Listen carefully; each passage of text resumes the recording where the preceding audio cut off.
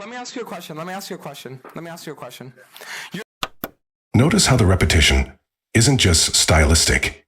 It's a telltale sign of insecurity. The duplicative phrasing suggests that Dantes is clinging to his words as if they might vanish without reinforcement, revealing an underlying uncertainty in his own authority. You're thrown in a torture chamber for a month. You're in this torture chamber. There is absolutely no way for you to get out of this torture chamber. You are condemned to being in there, right? 2 years ago, when you would get sent into this torture chamber, there would be some days where you would have these genuinely good days where, like, they would bring you, like, I don't know, fucking nice food. You'd be able to play video games and all that stuff. And the other times you'd be tortured. Now, I want you to imagine that you get tortured harder than you ever were before. And now the good days, instead of giving you these nice meals and video games, they give you crackers and cheese. And that's all you're getting.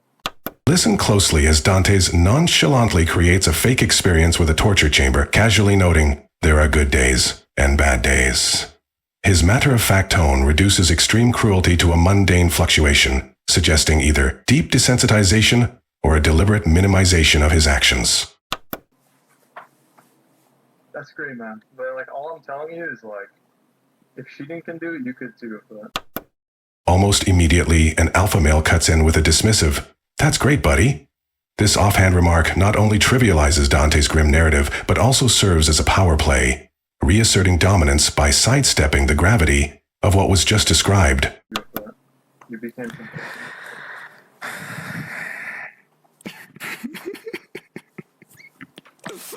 So that's your take. This is like...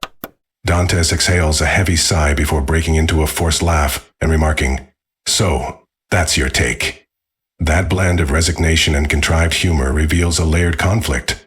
On one level, he is mocking the superficiality of the response, while on another, his forced laughter hints at an internal struggle with the stark reality of his own words. This is what you used to talk like. It's the truth. Like, you used to say it yourself, like, anyone can do it, right? Yeah, and yes, because I agree that there is a certain amount where, like... Listen closely as Dantes launches into his rant about the game. He paints a surreal picture, comparing his every session to battling that fucking cancer, just to sit there and play. His words twist the mundane frustrations of poor gameplay into a nightmarish ordeal, as if every match is a descent into chaos. He goes on to declare that the reward is way less than it ever was before, but the amount of effort that you have to put in is way more than ever before. In his delusional state, this isn't just a complaint, it's a cosmic injustice. Every keystroke becomes an act of martyrdom. Every loss a personal betrayal by a game that seems to conspire against him. His exaggerated metaphors transform a simple game into a battleground where the rules have been rigged by an unseen, malevolent force, determined to crush his spirit. Anyone can do it, but then there's also this thing of, like, is it worth going through that, like, fucking cancer when you sit there and the reward is way less than it ever was before, but the amount of effort that has to put in is way more than ever before?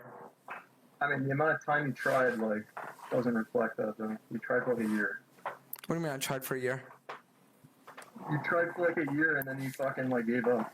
The alpha male cuts through the suspect's delusional monologue with a blunt reality check. You only tried for a year and gave up. His words serve as a stark reminder that the suspect's epic portrayal of struggle in the game might be more about self-mythologizing than genuine hardship. While the suspect spins a tale of battling insurmountable odds, this admission lays bare a simple truth. A year is hardly enough time to expect mastery, and giving up reveals a fundamental disconnect between grandiose claims and actual effort. It's a moment where inflated self-importance meets the hard facts of progress. That's your take. I tried for a year and gave up. Going to, like, Europe for, like, every other month, bro. Just stay in NA and fucking get it. We're left with a stark contrast between delusional self-mythologizing and unvarnished reality. On one hand, Dantes transforms a frustrating gaming experience into an epic battle against an invisible, malevolent force.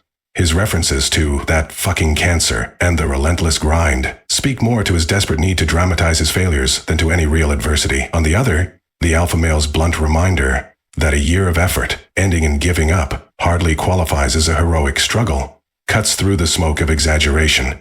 This interplay lays bare the human tendency to inflate our setbacks into grand narratives, even in the realm of video games, and exposes the painful truth that sometimes our battles are far less epic than we imagine.